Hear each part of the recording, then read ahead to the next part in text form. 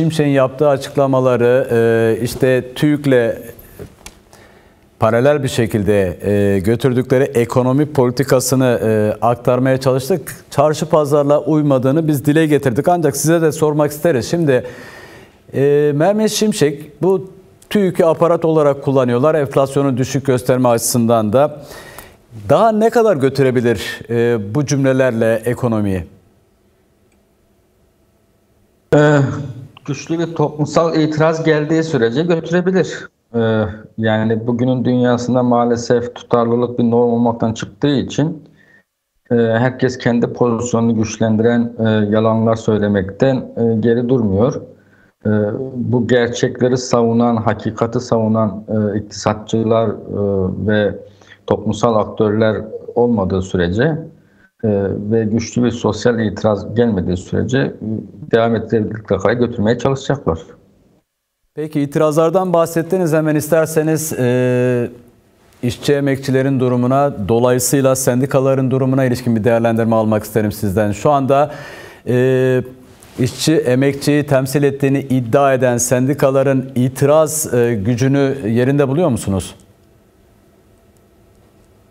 Yani 80 sonrası ve neoliberal Mehmet Şimşek'in temsil ettiği iktisat politikasının uygulandığından beri dünyada sendikalara yönelik ciddi bir baskı ve saldırı oldu ve dolayısıyla sendikaların pazarlık gücü azaltıldı. Zaten tam da bu panoramayı üretmek için sendikalar zayıflatıldığı ölçüde işçiler de üretilen değerden hak ettiklerinden çok daha az bir pay alabilir oluyorlar. Ücret artışlarının baskılandığı bir durum. Türkiye'de sendikallaşmanın sadece siyasi veya başka yönde baskılardan kaynaklı düşmediğini, daha ziyade sendikaların kendi içindeki bürokrasiyle ve mücadelenin gerektirdiği bir hattı izlememekten kaynaklı olduğunu da eklemek lazım. Ve İktisatçılar da Mehmet Şimşek'in politikalarını destekleye geldiler. Hatırlayın, aslında Mehmet Şimşek'in bugün uyguladığı politika altılı masanın önerdiği politikaydı. Evet. Değil mi? Muhalefetin de önerdiği buysa kim niye dursun ki burada? Ben Mehmet Şimşek olsam ben de durmazdım burada. Devam ederdim. Peki şimdi Mehmet Şimşek'in uyguladığı politikalardan bir tanesi talebi kısma politikası ama kimin talebini? Tabii ki yoksul halkların talebini kısma. Bunun yanı sıra da bütçe açığını, faiz açıklarını gidermek için de yine halka dönüyor ve vergi olarak, vergileri arttırarak faturayı daha doğrusu emekçilere kesmeye çalışıyor. Siz Türkiye'deki halkların buna karşı yeterli bir tepki vermediğini söylediniz ama nasıl bir tepki verilmesi gerekiyor ve yani şu an yaşanan ekonomik kriz ancak böyle mi çözülür? Yani iktisat güç ilişkilerinin vuku bulduğu bir alan, çıkar çatışmaların vuku bulduğu bir alan.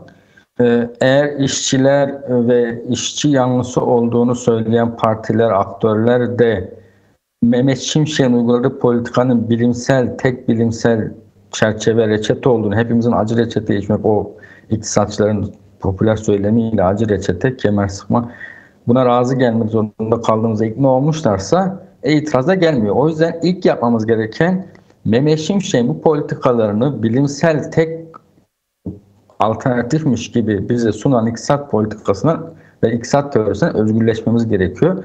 Bu neoliberal iktisat politikası sadece refah karşıtı ve emek karşıtı değil, aynı zamanda hakikat karşıtı. Gerçekle ve gerçek hayatta hiçbir ilgisi yok. Örneğin işte enflasyonu sizin de vurguladığınız gibi talep, yani aslında ücret kaynaklı. Çünkü kimin talebi baskılanıyor? Ücretlilerin talebi. Zenginlerin talebini baskılasanız enflasyon düşmez. Faiz arttırdığınız zaman zenginler harcamalarını kısmayacak. Onlar zaten haddinden fazla parası var. İhtiyaçlarından çok fazlasını karşılamışlar. Bir sürü tasarruf edecek parası var. Faiz arttığı zaman yapacakları tek şey borsadan çekip faize çevirmek o tasarrufu. Evet. Dolayısıyla ama enflasyon gerçekten neyden kaynaklandı? tekelci holdinglerin yüksek kar fiyatlamaları. Bunu IMF de kabul etti. FED de kabul etti. Ve bu aşırı yüksek kar fiyatlamasının sebep olduğu enflasyonu siz yine faiz arttırıyorsunuz ve talebi baskılıyorsunuz. Kamu harcama kısıyorsunuz. Peki bunun etkisi kime?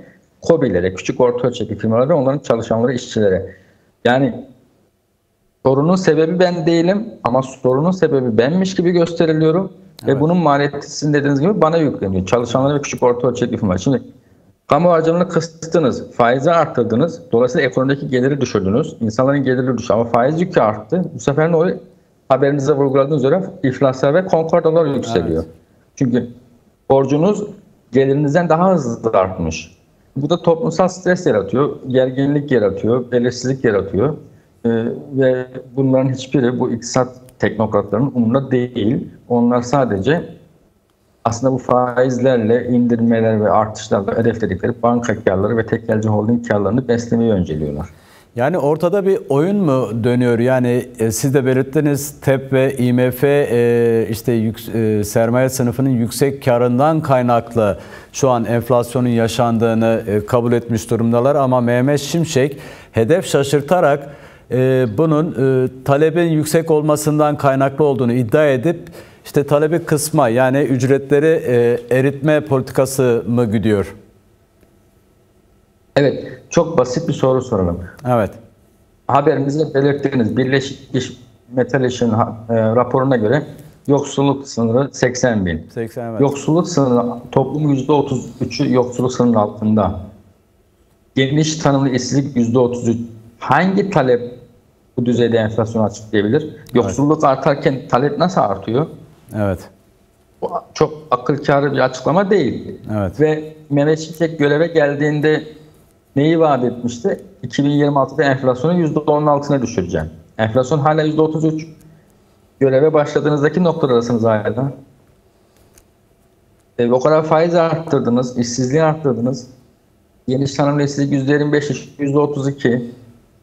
Yani bu şimdi her sene yıl sonu enflasyonu güncelliyorlar. İşte %24, %36, %22. Sizin hesap vermeniz lazım. Çünkü hep vaat ettiğinizi yerine getiremediniz. Evet. Niye başarısız olduğunu açıklamanız lazım topluma.